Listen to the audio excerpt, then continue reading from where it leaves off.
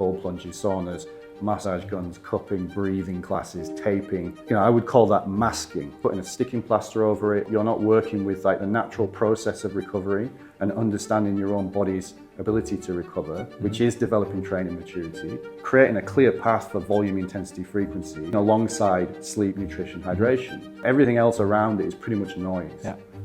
For all the special treatment gurus who think they have an antidote for this kind of stuff, firstly, they don't.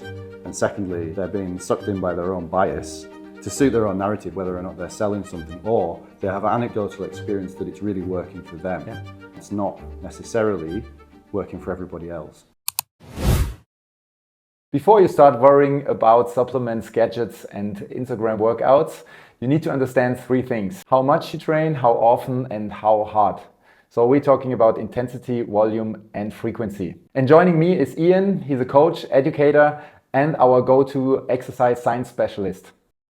So join us at Baseline, where we talk about the fundamentals and beyond. So Ian, can you give us an overview? So if we were to go over those three things, so intensity, volume, and frequency. Intensity is essentially effort or how hard you're working. And that's measured by things like a percentage of a 1 rep max. It could also be heart rate zones if you're doing endurance training, or we could also use things like RPE, which is more subjective, a part of autoregulation. And that is standing for rate of perceived exertion. So it's an internal kind of feeling that you measure over time. And then volume is the amount of work. So that would be sets, reps, distance, time, kilometers, if you're doing endurance work. And frequency is how often you train. So how many times, how many sessions per week, or maybe even per day. And I like to think of all this as a bit of a tripod. So you've got volume, intensity, frequency, and then underneath all of that is recovery, and that's the base that supports the tripod.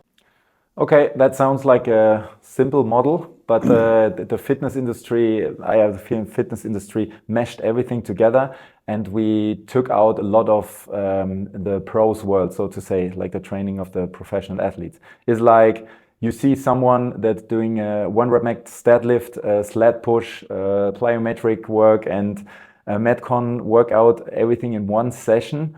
And that means high volume, high intensity, and possibly multiple times a week, but without the recovery and the proper planning, of course. Mm-hmm. So it looks cool on Instagram, but is that really helpful? So if we were to talk about elite or professional sports for just a second there, they are splitting up training modalities into blocks, and this is called periodization, and this is generally spread throughout the year. And so within that periodization, you might have a block of strength training, you might have a block of endurance, you might have a block of speed or power training. Mm-hmm. And those are kind of strategically placed by coaches in order for the athlete to develop towards a goal and then taper towards competition. And of course, these athletes generally would be looked after by a team of people who have a specialist role for a certain output, let's say, for that athlete. But yeah, essentially they have a team behind them and adequate recovery protocols as well. So if we try to sort of copy and paste all of those aspects into a session or a week or a month, whatever, it could easily get messy and we could easily run into some issues there. So it's important to periodize properly. So yeah, I think that's the thing.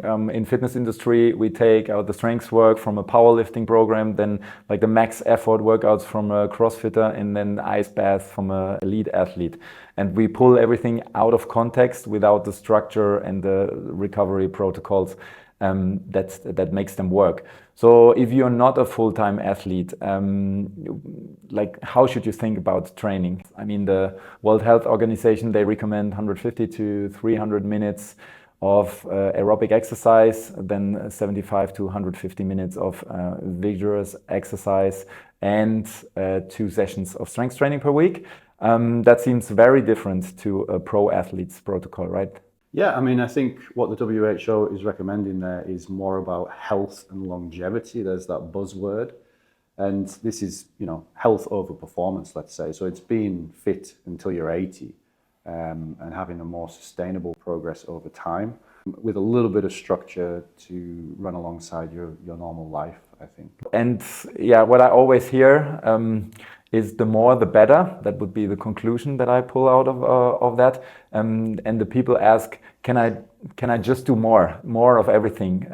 Is that even better? More volume, more intensity, and more movement. Is that the case?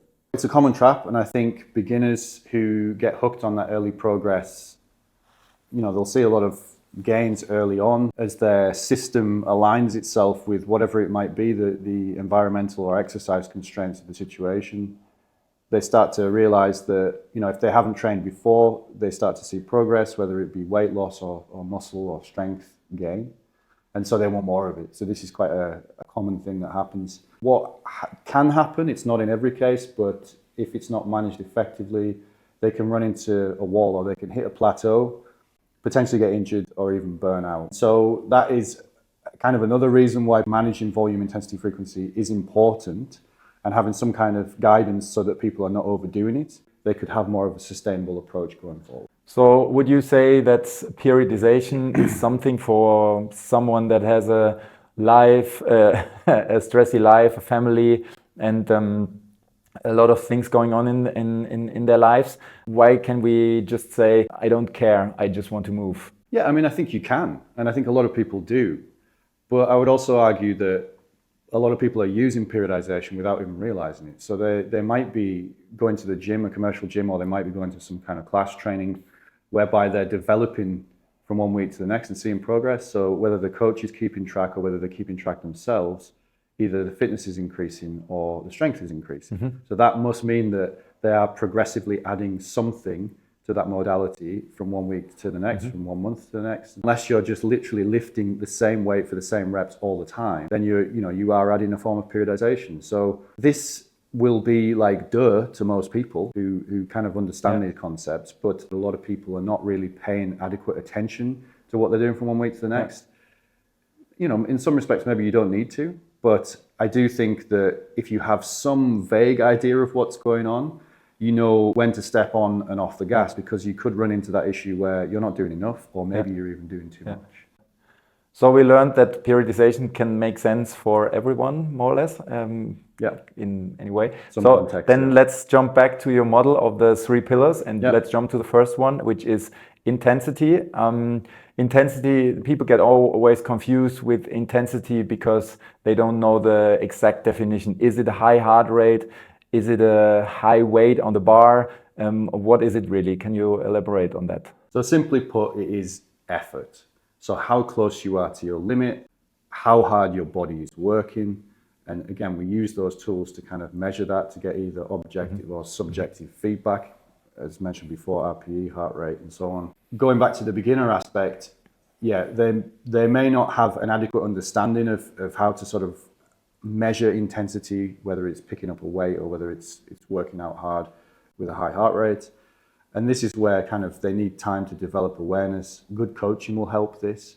But intensity is something that's kind of the golden chalice, almost always out of reach, that they're trying to sort of nail down exactly the right amount to get the right amount of performance out. So, and for me, 25 plus years of training, I'm still learning and still trying to understand the right amount of intensity. And I think the same, you would say the same thing. Yes, of course. It takes a long time to feel that accurately, I think.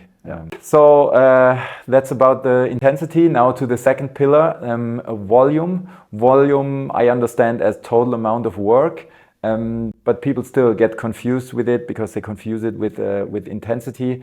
And can you give us maybe a differentiation and also the definition on that? Yeah, so volume is essentially, as we said before, it's measuring sets and reps, distance, time, etc. And it's one that we can quantify a little bit more easily than saying relative intensity.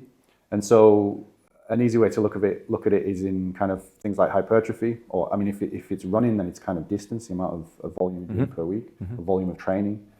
And with hypertrophy training, which is muscle building, the research, we're looking at things like 10 to 25 sets per week, which is a huge range. You could apply 10 sets to, say, a beginner, and they would be getting some kind of an effect from that. But as you get more and more trained, you need to add more sets, right? This should make some kind of sense.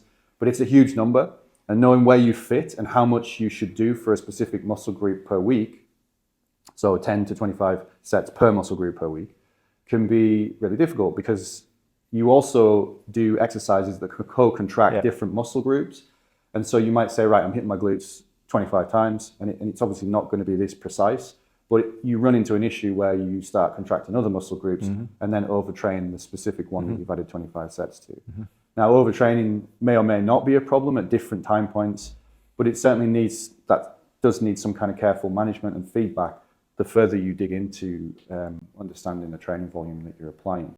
So looking at running into risks of potential overtraining, also hitting a wall, not being able to progress. So that's where periodization would be beneficial, because you get feedback on the amount of volume and intensity and frequency that you're applying over a period of time. Makes sense, because I think for many people, volume is the holy grail, and then they tend to do like a very low weight and high rep scheme.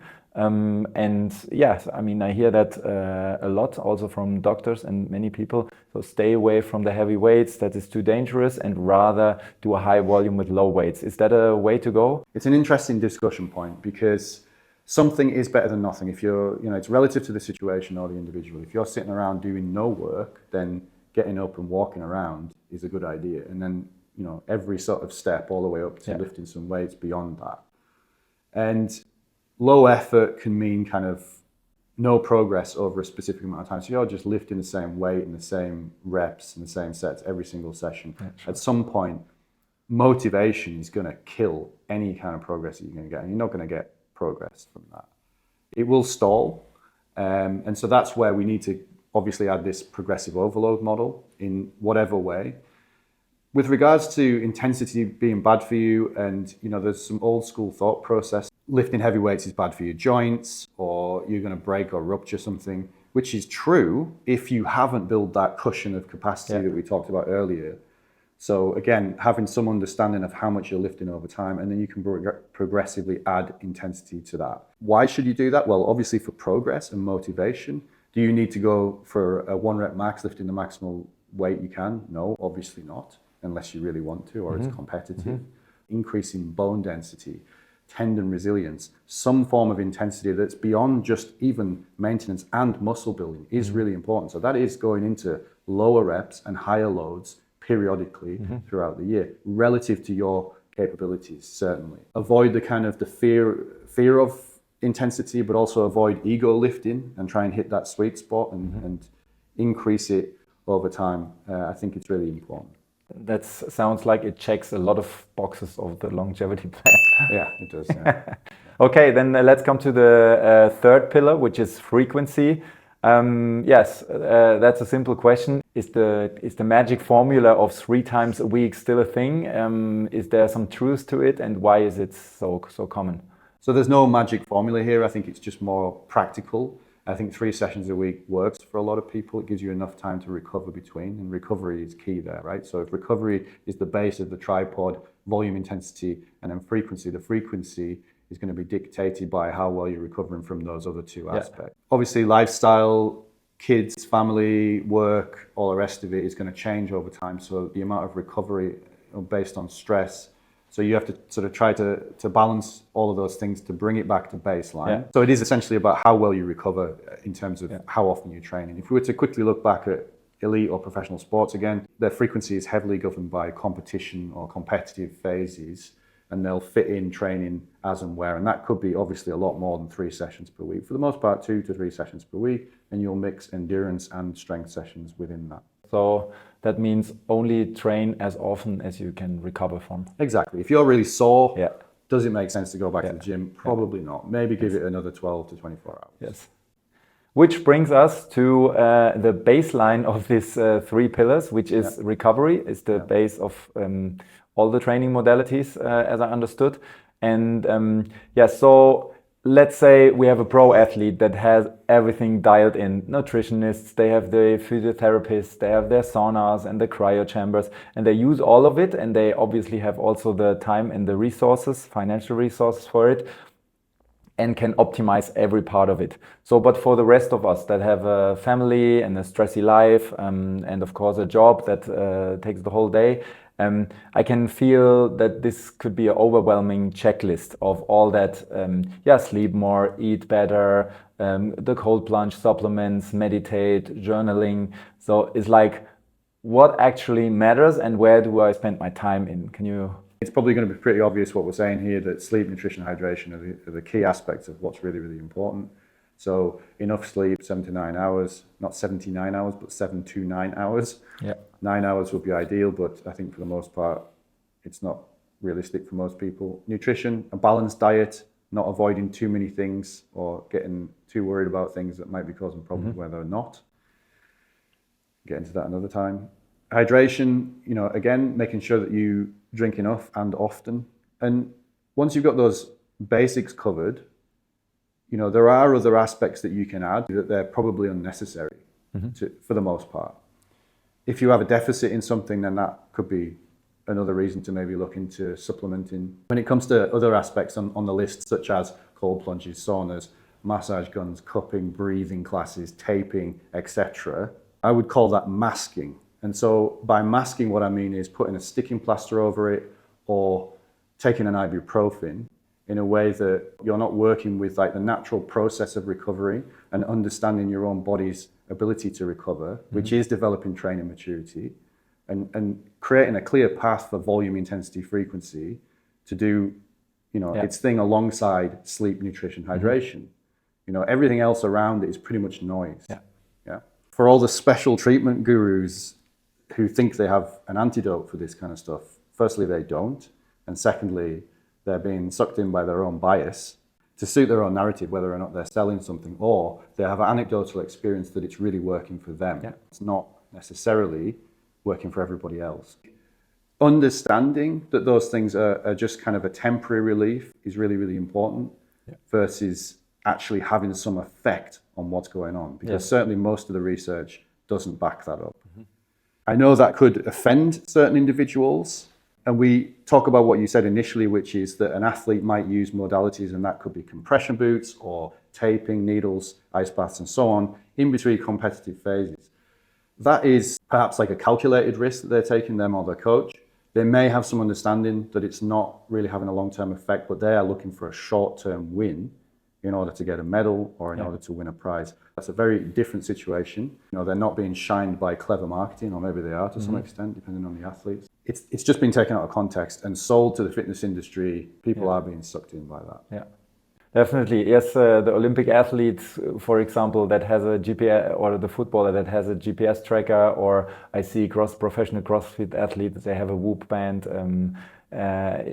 So they are fully dialed in, and they make a lot of compromises, sacrifices on their way to the gold medal or to like a financial goal also. And that is also a good example where we take the performance world to create our own programs or to follow them mistakenly. Yeah, and I think, again, that's where autoregulation comes in. We haven't really discussed it much because I think that's for another video. It's kind of another thing like intensity, obviously, because it involves a subjective understanding of effort. And that takes time, especially for beginners, to learn to understand the task. So autoregulation is a really key aspect of building training maturity. And I think it spans not just things like RPE, rate of perceived exertion, reps and reserve, which is what we put it in the box of autoregulation. They're tools in the box of autoregulation. What it really is a big understanding of lifestyle, stress, training, nutrition, all the rest of it, and sort of, as opposed to some extent, critical and self-reflection on life and training together, to reduce the noise around that, to develop it further, or to develop training maturity further using those pillars that we're discussing today.